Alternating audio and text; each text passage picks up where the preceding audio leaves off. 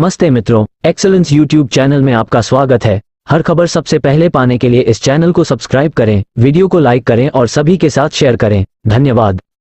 Hello दोस्तों, आज का वीडियो बहुत ही इंपॉर्टेंट होने वाला है क्योंकि आज के वीडियो में हम लोग देखेंगे कि डिपार्टमेंट ऑफ पोस्ट की जो सारे ऑफिसर्स है उनमें से बहुत सारों का ट्रांसफर, पोस्टिंग, प्रमोशन और डिपार्टमेंटल एग्जाम का जो रिजल्ट का डिक्लेयर होना था वो सब कुछ उनके लिए पोस्टपोन कर दिया गया है। तो क्यों ऐसा हुआ है वो आज का वीडियो में देखेंगे।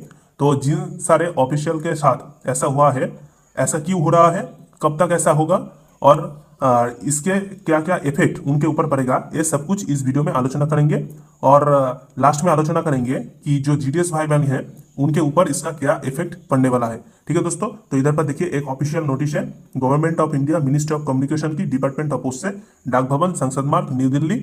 और एक नोटिस जारी हुआ है 12 अप्रैल 2024 को, मतलब ये बहुत ही रिसेंट ये नोटिस जारी हुआ है और इशू किया गया है। देखिए, to all head of postal circles, तो जितने भी सारे पोस्टल सर्कल्स है उनके सारे हेड्स को ए लेटर इशू किया गया है। सब्जेक्ट देखिए, transfer, posting, promotion, declaration of results of departmental examination during the operational period of model code of conduct यानी कि एमसीसी रिगार्डिंग। तो दोस्तों, जितने दिन एमसीसी यानी कि मॉडल कोड ऑफ कंडक्ट लागू रहता है, यानी कि एमसीसी का जितना दिन ऑपरेशनल पीरियड रहता है, उस वक्त डिपार्टमेंट ऑफ पोस्ट की जो सारी ऑफिशियल्स है उनका ट्रांसफर, पोस्टिंग, प्रमोशन और डिपार्टमेंटल एग्जाम अगर कोई दिया है तो उनका रिजल्ट का डिक्लेयर होना, ये सब कुछ फिलहाल के लिए पोस्टपोन कर दिया गया है। तो सोचिए दोस्तों, अगर एक ऑफिशियल डिपार्टमेंट ऑफ पोस्ट में काम करता है और एमसीसी के दौरान उसका ट्रांसफर रुकवा दिया जाता है, पोस्टिंग रुकवा दिया जाता है, प्रमोशन भी नहीं हो पाता है, और अगर उस ऑफिशियल ने कोई डिपार्टमेंटल एग्जामिनेशन दिया है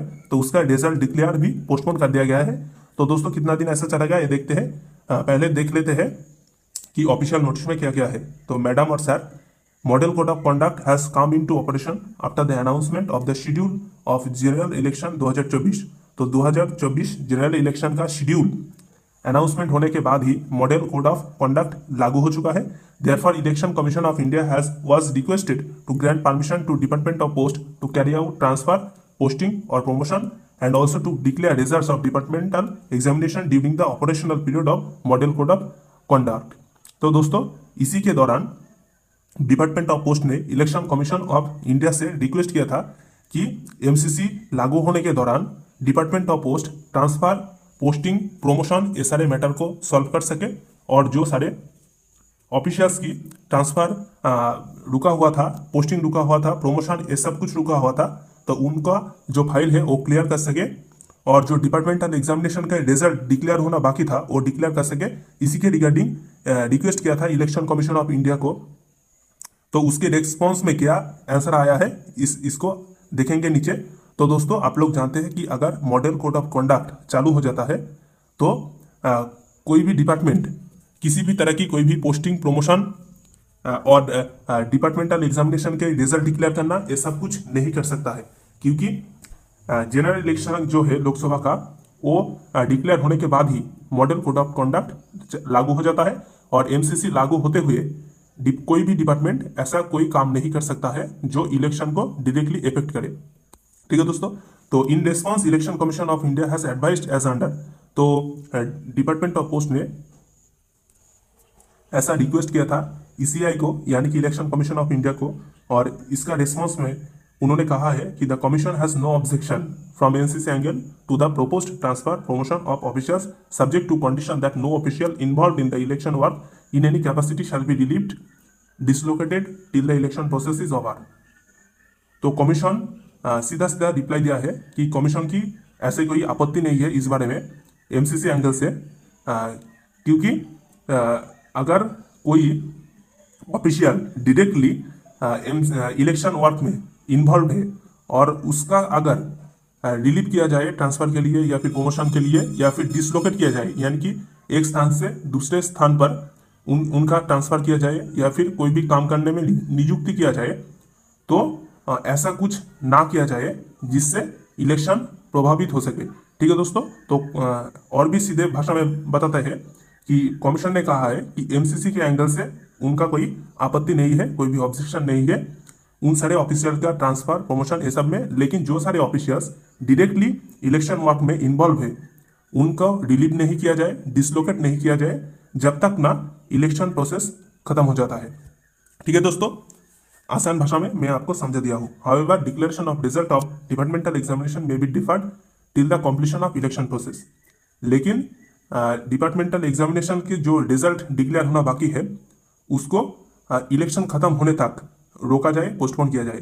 तो दोस्तों इसका रेस्पॉन्स में सीधी भाषा में जिसको बोला जाता है कि इलेक्शन कमीशन ऑफ इंडिया ने रिप्लाई दिया है कि एमसीसी की एंगल से इलेक्शन कमीशन ऑफ इंडिया की कोई ऑब्जेक्शन नहीं है, लेकिन अगर कोई ऑफिशियल डायरेक्टली इलेक्शन वर्क में इन्वॉल्व है तो उसका ट्रांसफर, प्रमोशन, ठीक है, ये सब कुछ फिलहाल के लिए पोस्टपोन किया जाए, उनको प्रेजेंट पोस्ट से रिलीव ना किया जाए और एक स्थान से दूसरे स्थान पर डिसलोकेट ना किया जाए जब तक ना इलेक्शन का जो पूरा सिलसिला है वो खत्म हो जाए।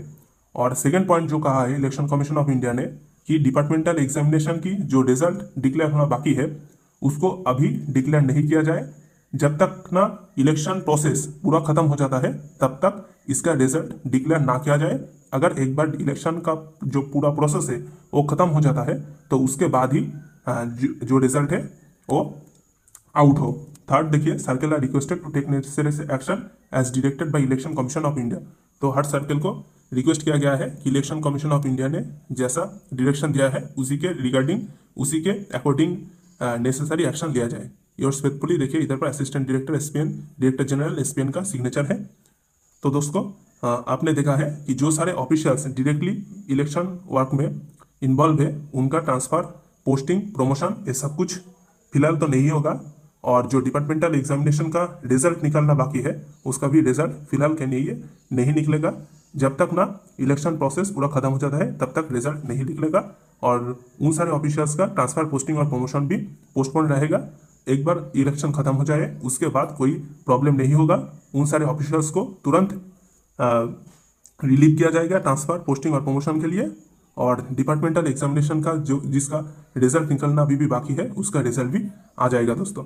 ठीक है, तो अब जो सवाल उठता है वो है कब इलेक्शन प्रोसेस खत्म होगा। तो दोस्तों आप सब लोग जानते हैं कि कुछ दिन बाद ही 2024 लोकसभा का चुनाव शुरू होने वाला है। 19 अप्रैल 2024 से लोकसभा 2024 का इलेक्शन शुरू होने वाला है। 7th फेज में इलेक्शन होगा 543 टोटल सीट से लोकसभा का ऑल इंडिया में। तो 7th फेज में ऑल इंडिया पर चुनाव होगा। फर्स्ट फेज से लेकर 7th फेज तक 19 अप्रैल से 1 जून तक चुनाव चलेगा। तो फर्स्ट फेज का इलेक्शन होना है 19 अप्रैल से, इस दिन से ही चुनाव शुरू होगा, और 7th फेज का जो इलेक्शन है वो होगा 1 जून और इलेक्शन का रिजल्ट आएगा 4 जून। तो 4 जून के बाद भी बहुत सारे काम होता है जैसे कि गवर्नमेंट फॉर्मेशन होना, ये सब कुछ होगा। तो इलेक्शन का रिजल्ट आने वाला है 4 जून।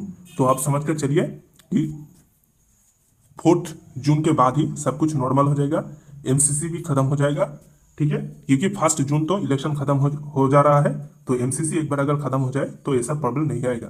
तो दोस्तों ऐसे ढेर सारे वीडियो पाने के लिए हमारे साथ जुड़े रहे, चैनल को सब्सक्राइब करके रखें, और इस चैनल का जो ऑल इंडिया जीडीएस ग्रुप का टेलीग्राम चैनल है वो भी ज्वाइन हो जाइए। उधर पर हर नोटिस, हर जानकारी सबसे पहले आपको दिया जाता है। दोस्तों इस वीडियो को ज़्यादा से ज़्यादा शेयर करें। तो चलिए मिलते हैं नेक्स्ट वीडियो में, तब तक के लिए धन्यवाद। तो दोस्तों आशा करते हैं कि ये वीडियो आपके लिए हेल्पफुल रहा होगा। ऐसे और भी ढेर सारे खबर सबसे पहले पाने के लिए वीडियो को लाइक करें, ज़्यादा से ज़्यादा शेयर करें और चैनल को सब्सक्राइब करें। धन्यवाद।